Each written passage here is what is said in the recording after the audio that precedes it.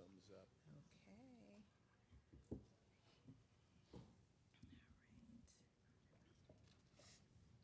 right. The 208th meeting of the National Council on the Arts is now in session. I'm Maria Rosario Jackson, Chair of the National Endowment for the Arts. I'm a woman with dark curly hair, rectangular glasses. I'm wearing a dark top and dark jacket. And my hair is actually pulled back, but it is curly when it's not. Members of the National Council on the Arts, arts leaders, NEA staff, members of the public, it is a great honor to have served as a council member since 2013 and now as chair appointed by President Biden and sworn in earlier this year. For the record, our National Council on the Arts members joining us today, many here in person, some virtually, are Ismail Ahmed of Michigan, Keenan Azme of New York, Bita Becker of California, Bruce Carter of Florida, Gretchen Davidson of Michigan, Maria de Leon of Texas, Aaron Dworkin of Michigan, Camila Forbes of New York, Deepa Gupta of Illinois, Paul Hodes of Maine, Emil Kang of New York, Huáscar Medina of Kansas, Christopher Morgan of Hawaii, Fiona Whelan Prine of Tennessee, Jake Shimabukuro of Hawaii, and Connie Williams of Pennsylvania. I would like to recognize Michael Lombardo of California, a new member of the council who was confirmed by the Senate in September. We look forward to welcoming Michael officially at our next meeting. The National Endowment for the Arts was established by Congress in 1965 and signed into law by President Lyndon Johnson. It is charged with making the arts available to all Americans. We are a grant maker and also a national resource that helps bolster arts, culture, and design in all communities. The National Council on the Arts advises on agency policies, programs, and grants. I would now like to introduce Ayanna Hudson, Chief Strategy, Programs, and Engagement Officer at the NEA. Good morning, Ayanna.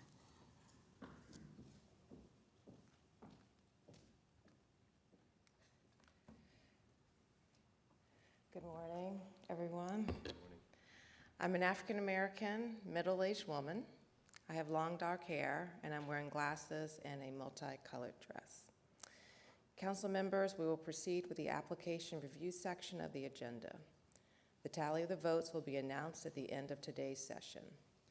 The council will be voting by ballot today on award recommendations totaling more than $39.4 million in 3 funding areas: grants for arts projects, creative writing fellowships, and national initiatives. These funding recommendations are found in the corresponding sections of the council book. For your vote to be tallied, you must be present, here in person or virtually, at the time of the motion, discussion, and vote. Council members joining us virtually, you must email your votes to Kim Jefferson in this category immediately at the conclusion of this part of the meeting. Council members' affiliations are recorded in the council book and attached to your ballots, and each member has been provided an opportunity to update this information prior to the meeting. Council members are recorded as not voting on applications with which they are affiliated. This list becomes part of the agency's official record. After brief summaries of the funding areas, council members will have an opportunity to ask questions and/or discuss the recommendations before voting by ballot. May I have a motion to consider the recommended grants and rejections under grants for arts projects, creative writing fellowships, and national initiatives in the council book? So moved. Is there a second? Second. Thank you. Now we'll summarize the funding areas on which you will be voting and then pause for any comments or questions from council members. The Grants for Arts Projects, or GAP category, is the principal grants program of the National Endowment for the Arts. Through project-based funding, the program supports public engagement with and access to various forms of art across the nation, the creation of excellent art, learning in the arts at all stages of life, and the integration of the arts into the fabric of community life. The NEA is committed to diversity, equity, inclusion, and accessibility, and fostering mutual respect for the diverse beliefs and values of all individuals and groups. GAP encourages projects that use the arts to unite and heal, as well as elevate artists as integral and essential to a healthy and vibrant society, celebrate the nation's creativity or cultural heritage, and enrich our humanity by broadening our understanding of ourselves as individuals and as a society. In February 2022, the agency received 1,939 eligible GAP applications requesting more than $95 million in FY23 support. Recommended for the Council's approval are 1,254 projects totaling more than $28.9 million. Grants are recommended to nearly 65% of all applicants, with amounts ranging from $10,000 to $100,000, and an average grant amount of $23,048. Recommended projects span 15 disciplines and fields. Direct grants are recommended to 49 states, the District of Columbia, and Puerto Rico. Are there any comments or questions from the council? If not, please mark your ballot. The National Endowment for the Arts provides direct support to creative writers and literary translators of distinction through creative writing fellowships. Fellowships in poetry enable recipients to set aside time for writing, research, travel, and general career advancement. Fellowships for translation projects enable recipients to translate work from other languages into English. This year, a total of $900,000 is being recommended to 36 writers in creative writing, poetry, and $300,000 to 22 translators to translate works from 10 languages and 16 countries into English. Are there any comments or questions from the council? If not, please mark your ballot. National initiatives support a wide variety of projects of national and field-wide significance.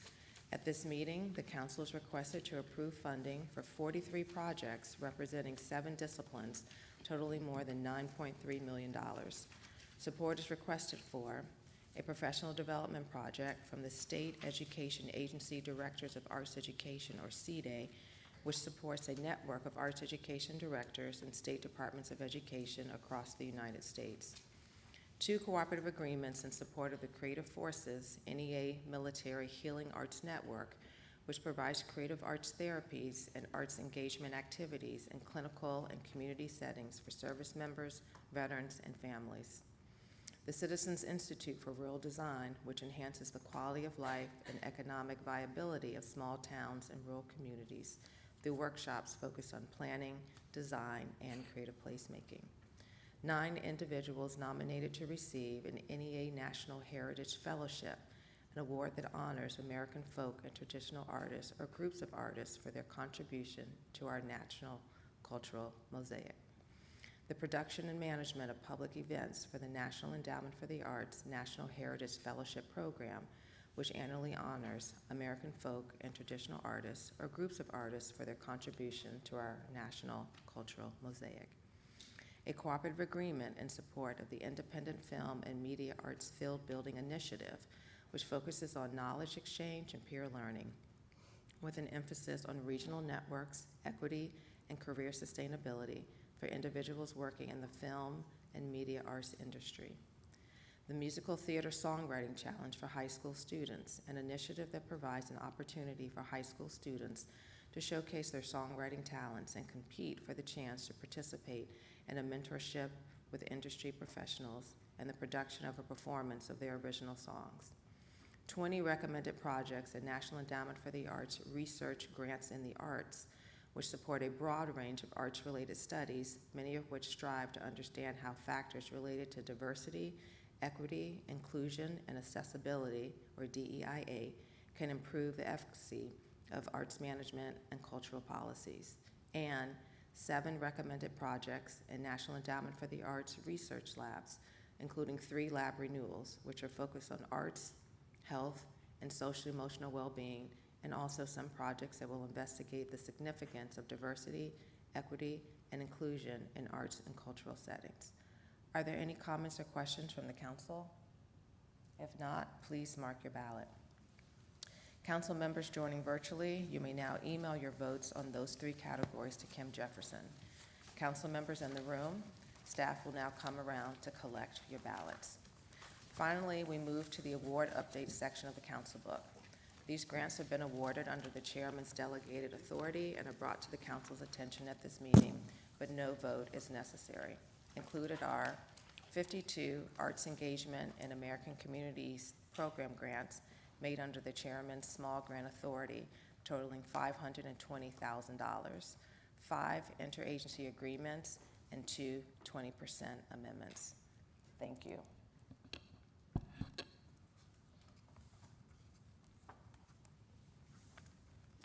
Thank you, Ayanna. I will take the next few minutes to share some updates and insights since our meeting last in June. As you may have heard me say, there are a few concepts, core concepts and aspirations that are beginning to more intentionally and intensely animate our work at the NEA. One is the idea of an artful life. It's a big tent idea. It is inclusive and representative. It encompasses a wide range of activity, from the everyday aesthetic choices and practices that we pursue, often as non-professional creative people, the making, doing, teaching, learning of art, to the creation, presentation, and consumption of professional art. Another idea that I've been advancing is the importance of the work at the intersection of arts and other fields, such as health, community development, education, transportation, environment, and others. This is about a more holistic approach to understanding how the arts need to be present in our lives, moving away from the separation of art from daily lived experience, embracing a more expansive notion of stakeholders in the arts, expanding opportunities for artists and arts organizations while contributing to the building of communities where all people can thrive and reach their full potential. A focus on work at the intersection of arts and other fields creates an opportunity to reset the parameters of the cultural sector to include new stakeholders and new resources. These ideas are impacting how the NEA is showing up and how we are adjusting internally. We are a critical grant-making organization providing essential federal funds for communities across the country, and this continues to be true. And we're also leaning into important work for which we're less known. That work positions us as a national resource that helps build healthy arts ecosystems that advance artful lives for all people and support the sector, inclusive of the work at the intersection of arts and other fields. As a national resource, we must be able to deploy all of the assets and currencies that we have available to us in service of our mission. This includes not only money for grants, but also utilizing our power to convene, connect, collaborate, our ability to provide information and research, our ability to show up as a thought leader and as an amplifier for the ideas of work of others, and more. I think that making good on our intentions to better serve underserved communities and to show up as a national resource requires revisiting how we conceive of accessibility and questioning our own orthodoxies as we continue to learn about what is needed in the communities that we seek to benefit. I'm delighted to announce 2 new positions at the NEA to help animate this approach. Jennifer Hughes is now Senior Advisor to the Chair for Partnerships, Expansion, and Innovation. She will take the lead on nurturing existing and developing new relationships with federal agencies, philanthropy, and other entities that are important partners with aligned intentions. Ayanna Hudson is now the Chief Strategy, Programs, and Engagement Officer. She will look to ensure internal alignment of the different facets of our work and bolster accountability for impact. Related additional changes are to come, including changes that help us make grant-making more efficient and impactful and help us serve the growing need and demand we're experiencing as a result of our American Rescue Plan and related efforts. These had broad reach and engagement. As you know, we're building on strong work that the NEA has done to date. We're not starting from scratch.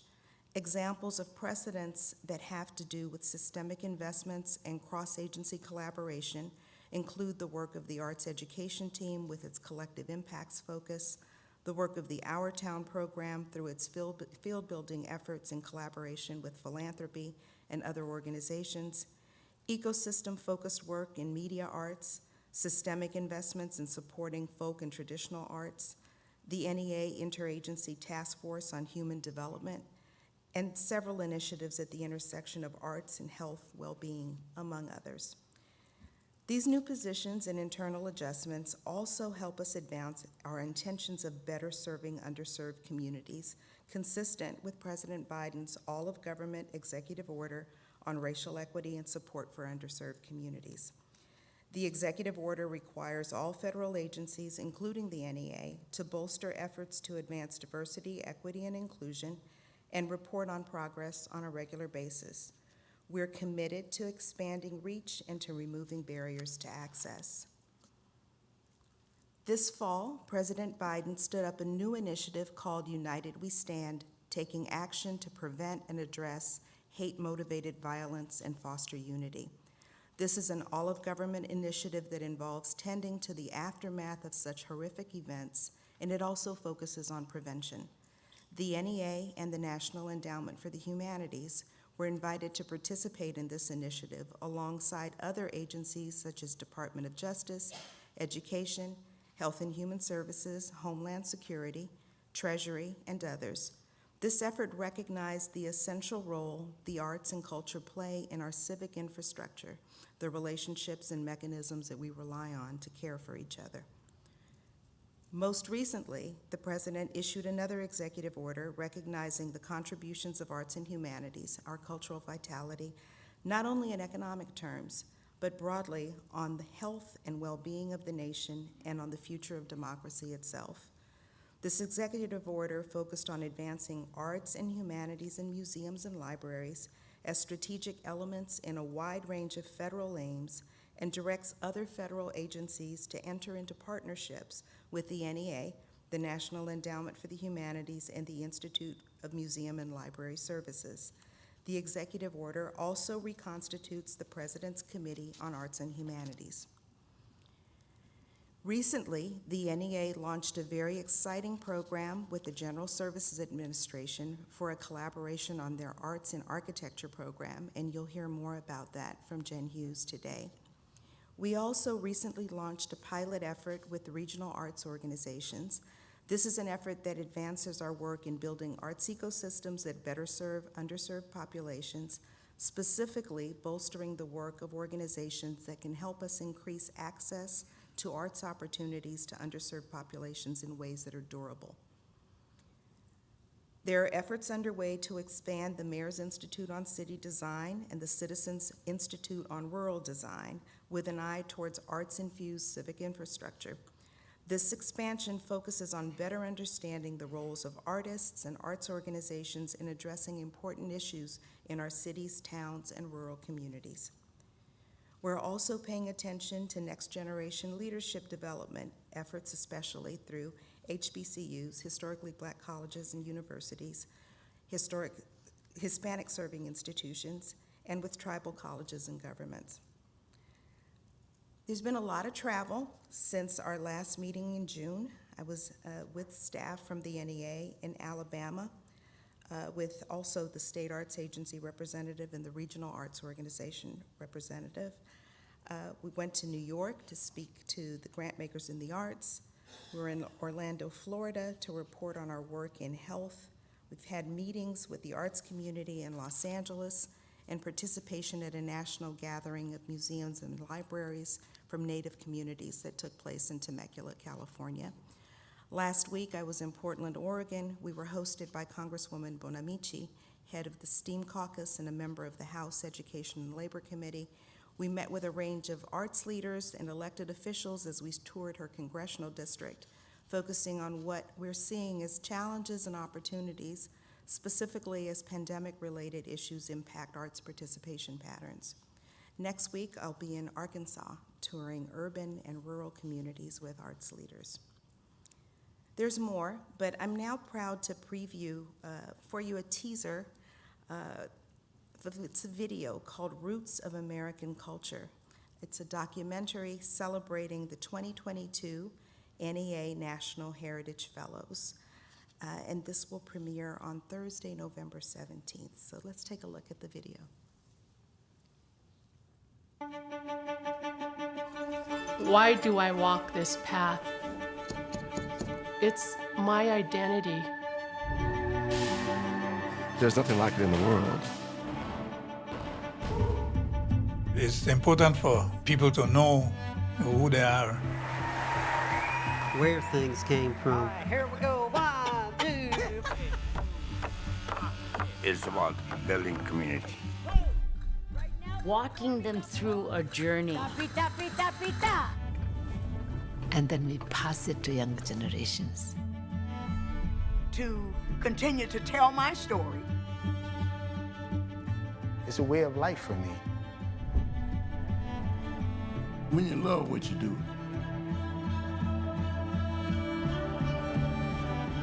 you just do it till you can't.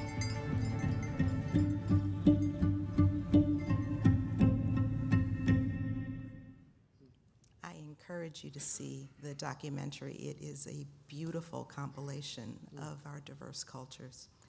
And with that, I'm pleased to introduce Ra Joy, our Chief of Staff, who will report on our success and programs with the American Rescue Plan. Ra, good morning.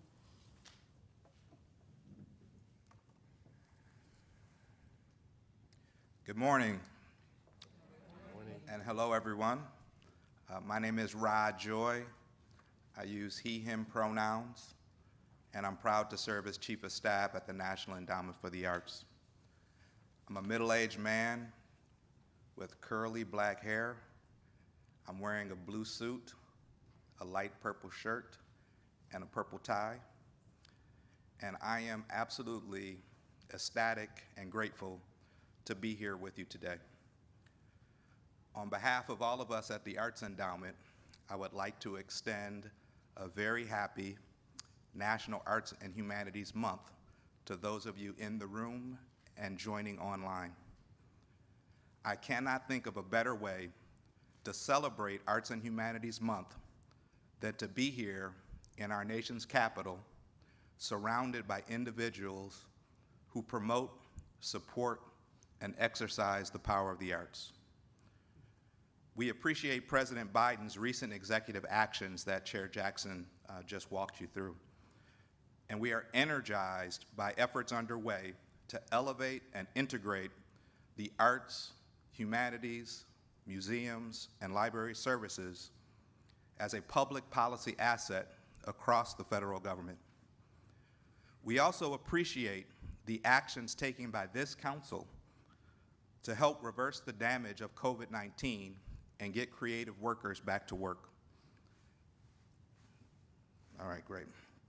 I'm going to say a few words about the American Rescue Plan. The American Rescue Plan Act was signed into law in March of 2021. This $1.9 trillion rescue package was designed to facilitate our nation's recovery from the devastating economic and health effects of COVID-19. ARP represented a catalytic investment in the arts and a recognition of the value of culture in the arts to our nation's economy and recovery efforts. We're grateful to the President and to this Congress that the American Rescue Plan included $135 million in funding for the National Endowment for the Arts. This slide here provides kind of a snapshot and overview of the NEA's Rescue Plan program. There are three things that I want you to think about. One is the two overarching goals of the program. The three phases or installments of the NEA's Rescue Plan program, and the importance of the NEA's national network of state and local partners. The NEA's Rescue Plan program was designed to assist the cultural sector in its recovery from COVID-19. ARP funds support a broad range of general operations, including facilities, health and safety supplies, and marketing and promotional efforts to encourage arts participation. Our program had two overarching goals. The first goal was to help preserve jobs and support arts and cultural organizations in communities of all sizes. The second goal was to expand access to funds for communities that have been historically underserved, underrepresented, and often overlooked by government.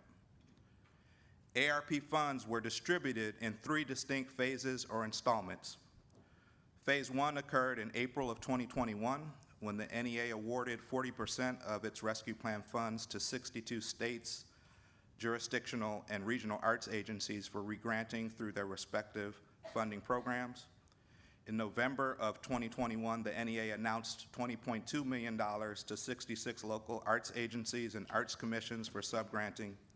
And in January of this year, the NEA announced $57.8 million in grants directly to 568 nonprofit arts and cultural organizations all across the country. The other thing to note is the importance of partnerships to the NEA's work overall and to the implementation of the ARP program. Chair Jackson talked about the importance of building healthy arts and cultural ecosystems. The NEA's state and local partners are critical components of our nation's cultural ecosystem, and they're doing their part to make sure that the benefits of ARP are felt in real and meaningful ways. I know several of our state and local partners are here with us today and Zooming in. The Arts Endowment is committed to working collaboratively with arts agencies to help revive the cultural sector and to ensure that all Americans can truly indeed live artful lives. All across the country, state arts agencies and local arts agencies are serving as essential facilitators and intermediaries for our ARP funds. Okay, great. So I also want to talk about ARP, equity, access, and public engagement. Advancing equity and access were at the forefront of the NEA's Rescue Plan program. We focused on fairness by removing barriers and expanding the reach and impact of the Arts Endowment. First, we looked at who was eligible. The NEA encouraged ARP grant applications from organizations applying to the NEA for the first time. This was a departure from past practice of our last 2 stimulus programs that required applicants to be previous grantees of the agency. So we really wanted to open up the doors of opportunity. The second thing we did is to make sure that ARP information was user-friendly and accessible. For the first time in the NEA's history, grant application guidelines were translated into multiple languages. We also looked at a robust public engagement and technical assistance program that included webinars, twice-weekly Zoom sessions with Q&A sessions for applicants that included captioning and options in Spanish and American Sign Language. These efforts delivered meaningful results. We received over 7,500 applications. 27% of those that were selected for funding were first-time applicants to the NEA. 79% of recommended applicants are small to mid-size organizations. 28% of grantee organizations had annual budgets of $250,000 or less. Next slide, please. I want to say a word about ARP at work. Chair Jackson mentioned her recent travel. Over the last several months, Chair Jackson and NEA staff have been on the road meeting with and listening to leaders on the front lines who are using these ARP funds to rehire and reopen. Since our last council meeting, the chair has been to big cities and small towns in literally every region of the country. This slide represents just a small sampling of some of these visits. Just last week, Chair Jackson was in Hillsboro, Oregon, where she met with an organization that had received an ARP grant as part of a regranting from a local arts agency. They credited this grant for remaining open. The chair was in Boston, Massachusetts, visiting one of the nation's first nonprofits to integrate affordable housing with cultural responsive programming. I had the great pleasure of traveling to Reno, Nevada with Chair Jackson when she visited a number of sites, including the Holland Project. And as the chair mentioned, she was in Alabama. And while in Alabama, she visited the Sloss Furnaces Foundation in Birmingham. The foundation employs artists who work at the downtown foundry, demonstrating iron pouring to hundreds of people each month. Next slide, please. Led by our chair, the NEA is drawing upon the insights and lessons learned from ARP, building upon what has worked and what we're hearing. We are reevaluating and adapting our agency policies and processes. The NEA will explore the appropriate size and scale of technical assistance opportunities we can offer for our regular grant making through new and available mechanisms and partnerships.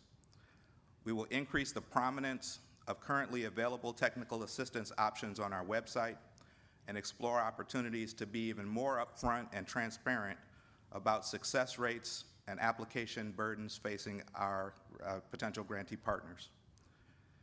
We're also focusing on elevating the other currencies that the NEA can bring to bear, not just as a grant maker, but as Chair Jackson mentioned, a national resource, a collaborator, a connector, and a convener. Another important step that we're taking, speaking of relief, is to think about how we do our work differently. And I want to express a heartfelt thanks to the entire NEA staff team who have worked so hard, not just over the last few years, but in particular over this last fiscal year. ARP was an enormous lift for our entire staff, and I just want to say thank you for your professionalism and your expertise. We are looking to make the work more manageable and sustainable. You'll be hearing more about ARP and lessons learned in the weeks and months ahead, but now at this time, it gives me great joy to turn the program over to Ann Meyer-Baker. I think everyone here is in for a treat.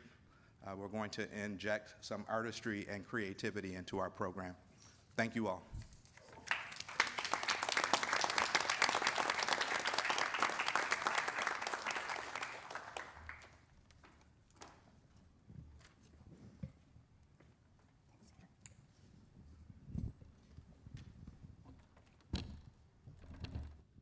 Good morning, everyone. So one of the great things about being the director of music and opera at the National Endowment for the Arts is the great, vast, diverse field that we get to work in. But today I want to talk just about our work in jazz. So I oversee our work in jazz with our jazz specialist, Katja von Schutenbach. And this year, the NEA is celebrating the 40th anniversary of the NEA Jazz Masters Fellowship, which is our nation's highest honor in jazz. And since 1982, we have awarded 169 jazz fellowships. In addition to these lifelong achievement awards, though, the NEA also invests in programs that nurture jazz students of all ages, including young musicians who might one day become our NEA Jazz Masters. And much like the program we're going to feature today from the Herbie Hancock Institute of Jazz. They've been receiving NEA grants for some time now, and most recently, funding through the American Rescue Plan and the CARES Act. Headquartered here in Washington, D.C., the Herbie Hancock Institute is led by its highly skilled, jazz-passionate president, Tom Carter, who works closely with J.B. Dias, the Vice President of Education and Curriculum Development, and Leonard Brown, who's Director of Special Projects. And we're glad to have all of them here with us today. So the Herbie Hancock Institute project that we support most often, and that our panelists really admire, is their peer-to-peer jazz education touring program. Each year, the Institute conducts a series of week-long tours which feature a diverse combo of top students from our nation's public performing arts schools all around the country. The students receive free, ongoing instruction from outstanding teaching artists, and each combo also is partnered with renowned musicians and instrumentalists and vocalists. Together, they present school-wide performances, lead master classes, and play alongside their peers. So it's now my pleasure to introduce J.D. Diaz, who's going to tell you about the two students who are here to perform for us today.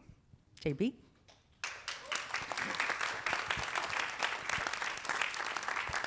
Well, thank you very much. And thank you, Dr. Jackson, and the National Endowment for the Arts, and the National Council on the Arts. So we do many programs at the Herbie Hancock Institute of Jazz, but my absolute favorite is this one I'm going to talk about right now, and this is our national peer-to-peer jazz education program. And what we do is we sponsor the jazz programs in numerous performing arts high schools around the country.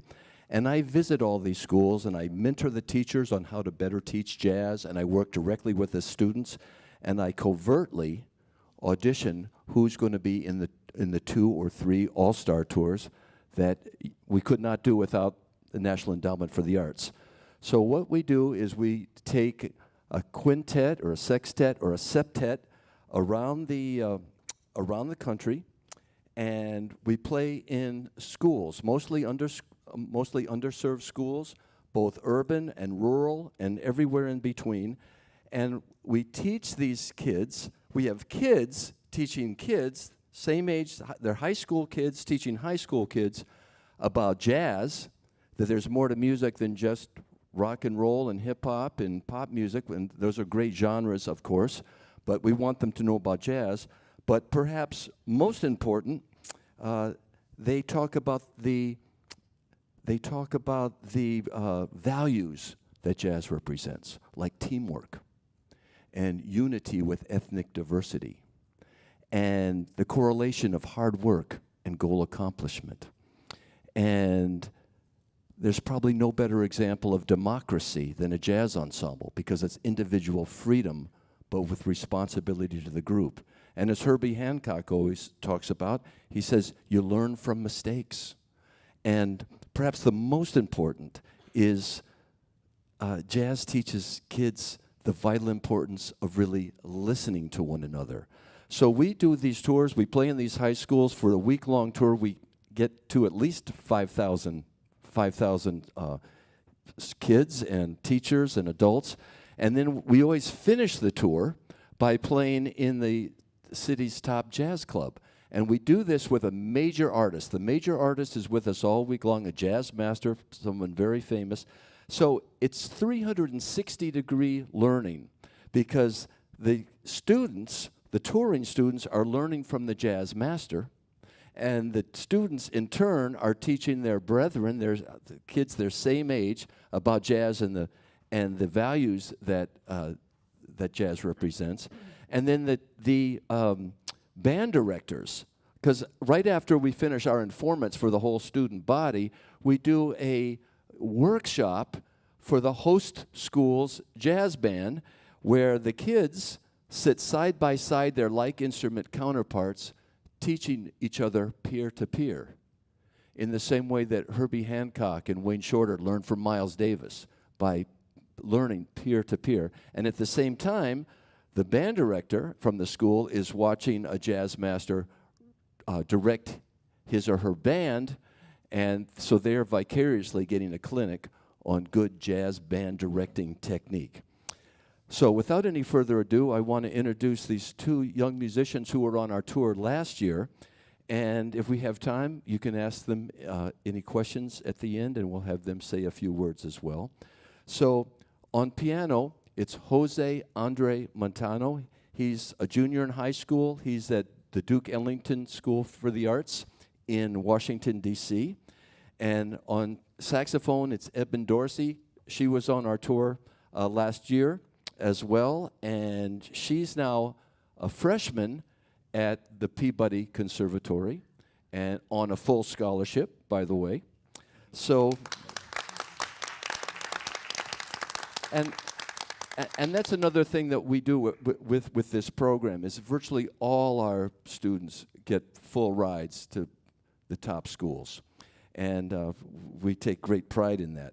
But without any further ado, Eben wrote a tune specifically for today's session.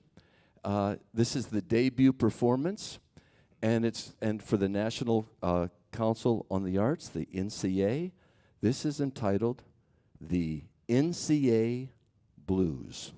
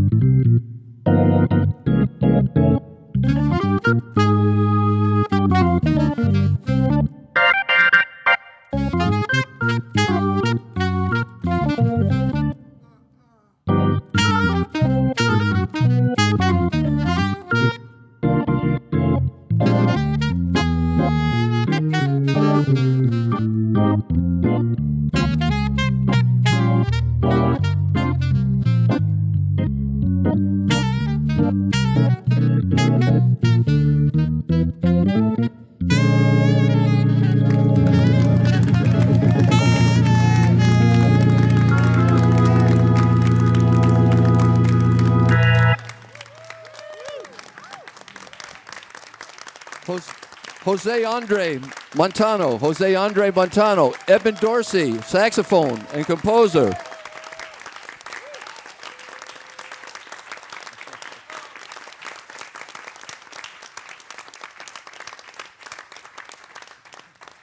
You know, we've now been to 41 states and the District of Columbia. We've got 9 more to go. And we're going to be hitting Arkansas and Virginia this year. So at the end of this school year, we'll be up to 43.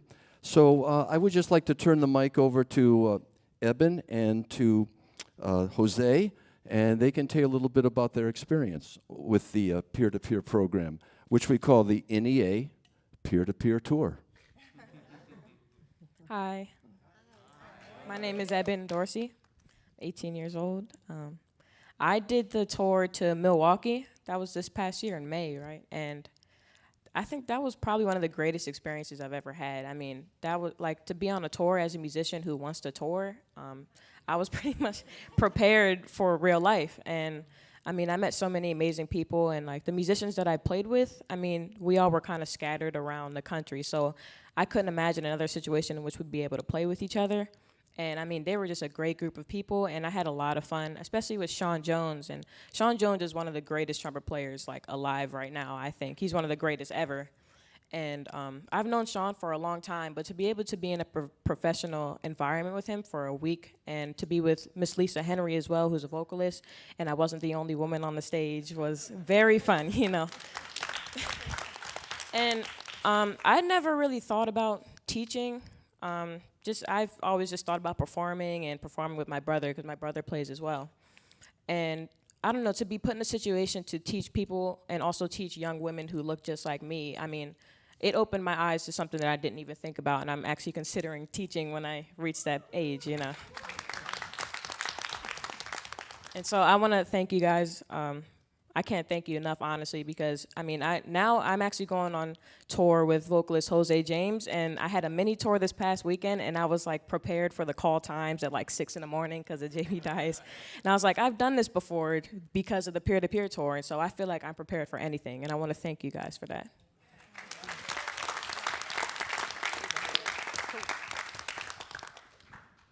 Well, hello everyone. Hello. Let's try again. Hello everyone. There you go. I like the energy of the audience. It's so great to be here playing for you. I am so excited, and it is a great pleasure for me to be at this wonderful event with the NCA, the National Council for the Arts.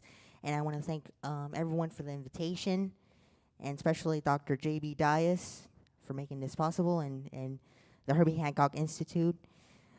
I got to do the Delaware tour, and I played with Bobby Watson, who's a great alto sax player. And yeah, it's been a great experience. I got to meet incredible musicians and absolutely wonderful friends that are young musicians as well, just like me. And the fact that we were able to share our experiences and we're able to just share our musicality, make some music together, have a good relationship of brothers together. So it was absolutely great to be able to hang with them. And we did a lot of things. We performed a lot, and we had a very good performance at Keystone Corner as well in Baltimore. And I just got to, like I said, I got to meet a lot of people. And I always like to be able to be surrounded by new people and new cultures, you know, because that's what music it's all about. And music, it's a passion and a feeling for me. And I wanna also remark my great friend, and we just played the NCA Blues together. And as you can tell, she's a great saxophone player, Eben Dorsey. Yeah, man.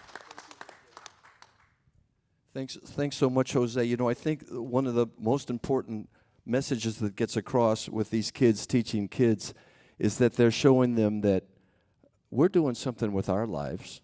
You need to do something with yours. It doesn't have to be music like it is for us, they'll say. It could be computers or science or medicine or law or business. But they say, find a passion for something, believe in yourself, and go for it. Now, if I go in and say that to an audience of high school kids, they don't hear me. But with these kids who just played a burning alto saxophone solo or burning piano solo, they say it, they listen. And they make great friends from around the country, not just with the students with whom they're touring, and they finally get to play with people of their caliber. because they're the best in their school. And now they're playing with kids who are that great, and they're learning very early on the importance of giving back. So if we have any time, do we have any time for any questions for either of the students? I'll just start by saying this is so inspiring. Thank you for your beautiful gift of music, and thank you to the Herbie Hancock Institute. Eben and Jose, you're bright lights. And I just wish you all the best and want to see you go far. Thank you. And thank you. Of course, we could not do this without the National Endowment for the Arts. No way, no how. So thank you again, Dr. Jackson and the council, and thank you for having us today. There's questions. Can I ask? Safe travels, everybody. There's questions. Oh, question, yes. Can I ask a quick question? Of course. I'm Deepa. I didn't get to meet you backstage. First of all, I just busted out my camera and took some video because my daughter plays sax and my son plays piano, and you're exactly right. They're not going to listen to me, but they're going to listen to that. And hopefully they're watching, but I bet they're not. My question is, when you were getting started, what was the biggest thing you felt like, if I could just get over this hump, then it's golden for me? For me, I would definitely say the stage fright. That took a long time to get over. I mean, even now still, I get a little nervous every time before I play, but I mean, I would get nervous to the point where I didn't want to go to jam sessions. I didn't want to go to these places because I would feel so sick, like nervous, but I wanted to play. And thankfully I had my mom there, my mom and my dad. My dad's like in the corner over there, but they were there. Yeah, I'm fine. They pushed me into these opportunities that I didn't even realize was helping me grow. And then sooner or later, I got to the point where I didn't need that push anymore, that I was ready to go on my own. So yeah, that stage fright was crazy, but I'm glad that I'm better now for that. Well, for me, when I got started, I've been playing piano ever since I was 5. And I've been going to a lot of workshops since I was little, so because I wanted to meet new musicians, and I started listening to jazz when I was 5, and yeah, I've been playing for a while, and I just went to a lot of workshops and meet new musicians in every time, and I love going to jam sessions. And music is about loving who you are, and it's, like I said earlier, it's my passion, one of my biggest passions, and it makes me really feel excited when I'm playing. It's like something inside me changes when I hit those keys. And I want to let you know that you always have to see life with a great smile every day and a great perseverance. You have to be perseverant on who you are and the goals you want to achieve in life. So, yeah.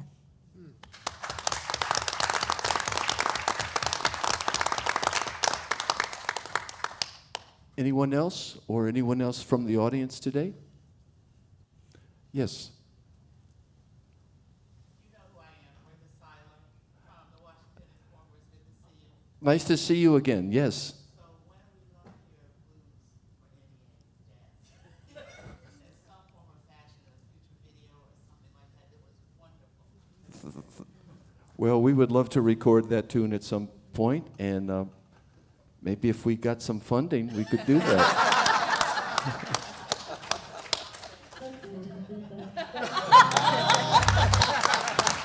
Thank you so much, everybody.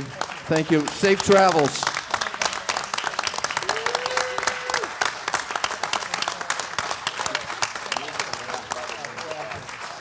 So again, thank you to Jose and Eben and the Herbie Hancock Jazz Institute. And I just want to recognize Jose and Eben's family here. We rely on people to believe in us, and I just want to recognize you for that.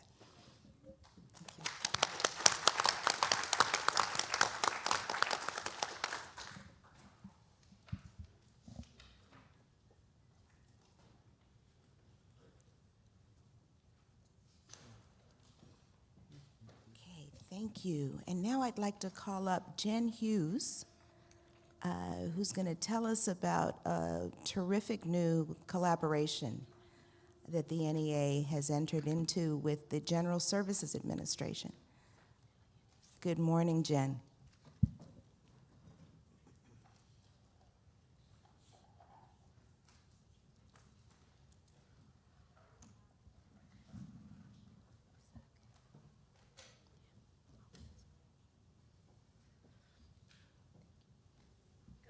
Everyone.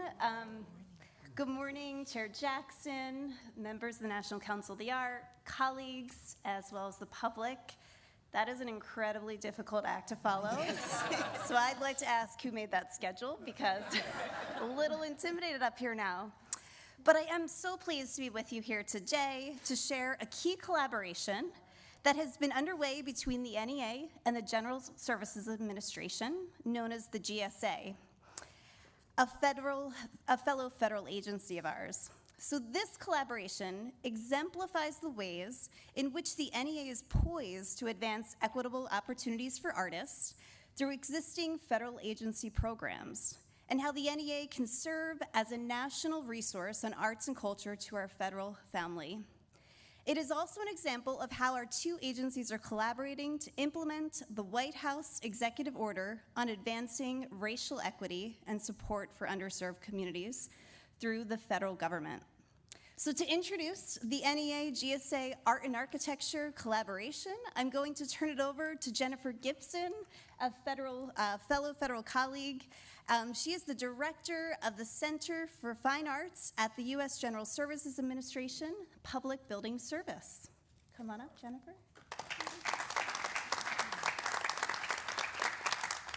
I'm thankful to have had the buffer of Jen between the performances, which was fantastic. And it's wonderful to see NEAs in action and how it's supporting things. Good morning, Chair Jackson, to the Federal Council on the Arts, to my NEA federal colleagues, the public, and others who may be attending today. I'm here on behalf of Robin Carnahan, who's the administrator of the General Services Administration, and I'm very happy to join you today. Now, some of you, and many of you may be saying, what is GSA? And basically, we are the real estate arm of the federal government. We own or lease an inventory of more than 8,800 assets across the country, that we maintain more than 370 million square feet of federal office and workspace. And we have one that provides space for 1.1 million federal employees. In addition, as part of our inventory of buildings, we have 500 historic buildings that we're preserving. So within all of this real estate activity, in the Public Building Service, we have a fantastic program called Art and Architecture, which is the occasion for my being here today. We are, at the moment, just in October, began celebrating our 50th year. And Art and Architecture continues a federal legacy of commissioning artworks for federal buildings, but in 1972, the modern program was launched. And the first work that we installed under that program is, you see a graphic of it here, Alexander Calder's Flamingo in the Chicago Federal Center. The program, Art and Architecture, accounts for we've spent more than $50 million since 1972, and have about 500 artworks that we've commissioned and that are installed in federal facilities. The funding for all of this activity comes from construction budgets that are authorized by Congress. So for each congressional authorized new federal construction or major modernization, we receive 0.5% of the estimated construction cost to commission artwork. The each commission is tied to a specific building. So we don't pool funds to commission works and put them in a variety of places. They are for specific sites. In contrast to NEA, we do not give grants. This Art and Architecture is basically a federal procurement action where we are hiring an artist on the basis of their past work and then providing them all the information about the site, the building, the tenant, the region where the work is, the building is being constructed, and that artist then creates a work specifically for that site. And these tend to be large scale, and they're permanently installed works. In a normal year, we do about 5 new commissions because it depends on how much new construction or modernization is being authorized. And these are for headquarters buildings, for federal buildings and labs, for United States courthouses, as well as for land ports of entry, which in the normal world everybody calls border stations, but we call them LPOEs. In 2022, with the Bipartisan Infrastructure Act, Congress authorized the modernization or new construction of 26 land ports of entry on the northern and southern borders, which is an enormous construction activity. And these ports range from small historic ports in towns in Maine and Vermont to large scale in the middle of a city in El Paso. And so their character is very different. And similarly, their budgets are very different. So with this 0.5% of estimated construction, we may have an $80,000 budget on the northern border for some of them. In El Paso, we will be above $2.5 million. So the types and range of art that we will be commissioning will vary greatly. But this new bill, and in combination with our normal program, provides us an opportunity to commission more works and to involve more artists who might not have previously been considered for a commission. Hence, this wonderful new collaboration we have with NEA. We signed an agreement earlier this year.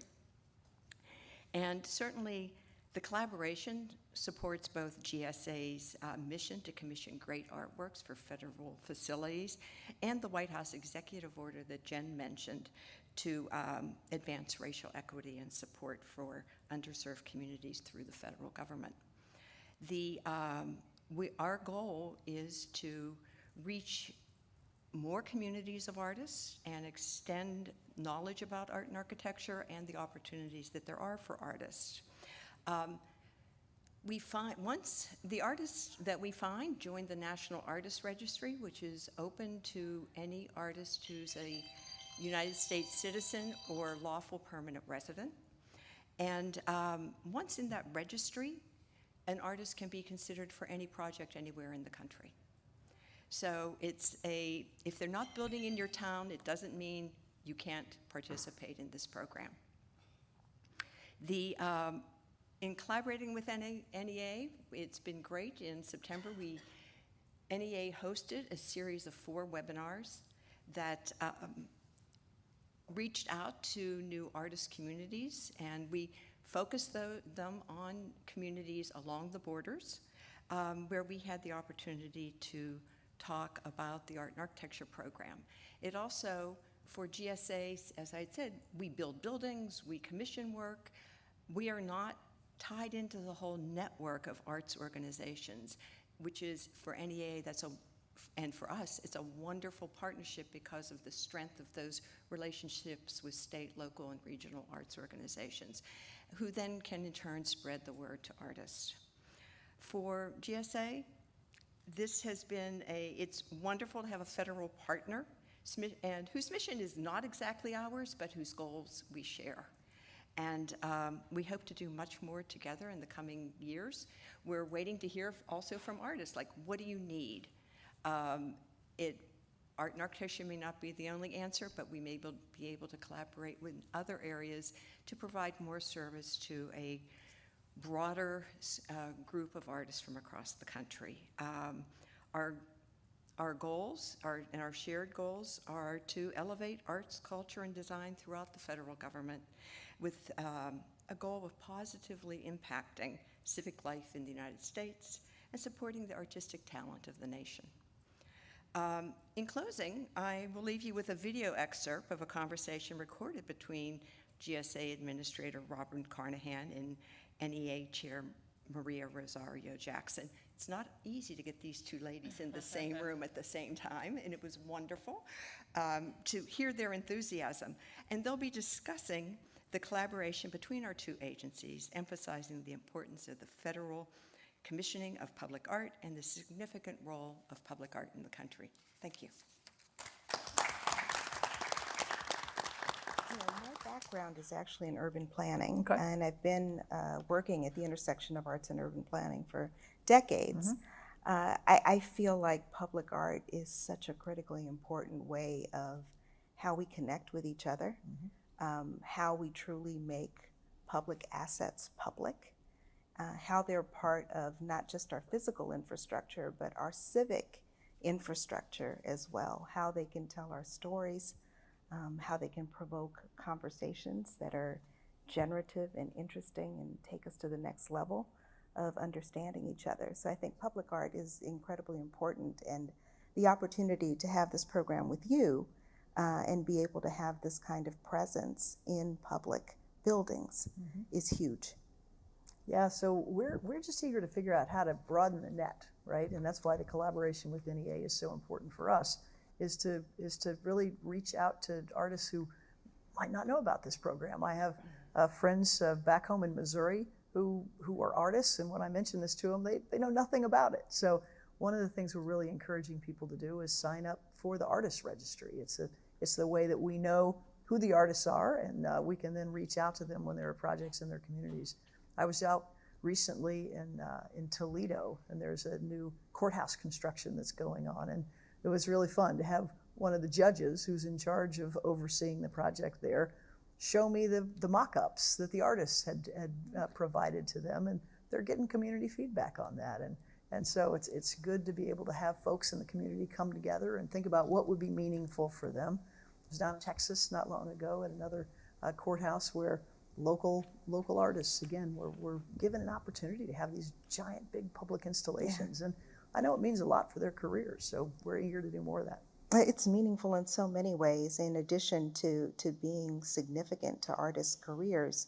You know, the beauty of public art is that so often it's not just the thing at the end, you know, the thing that gets installed, or the thing that for years people come to revisit, which of course is important. But what's also important, I think, as you're pointing out, is the process. And how often artists that are working in the public art realm really are engaged with community, and they're influenced, informed. They really are delivering something through a co-creative process at times that makes what turns out to be the art piece so much more significant and valuable and meaningful. Yeah, I asked about the piece in Philadelphia because it just fits so nicely. The building is right next to where the Constitution was written, and it has lots of meaning. The Liberty Bell is right there, and to be able to, you know, understand how the community decided on that piece of art, that they had folks from local universities and arts institutions and groups be on the selection committee. And so you're right, it's just a great collaboration with the community. I'm interested, to just get your thoughts on how do we really reach these artists? This is not, thinking about the business of art is not always what artists are doing. How do we make it easy for them to get involved in this? You know, I'm so grateful that the National Endowment for the Arts has so many relationships with just thousands of arts organizations all over the country. So the ability to have that kind of reach and contact with a broad range of artists from many diverse traditions, to be able to connect with them through the organizations that they may have affiliation with. Of course, the registry that you described, once they get on that registry, you know, opportunities begin to be more available. Using our networks, which include state arts organizations, regional arts organizations, and all kinds of nonprofits, as well as local arts agencies, to get the word out about these opportunities is something we're really excited about.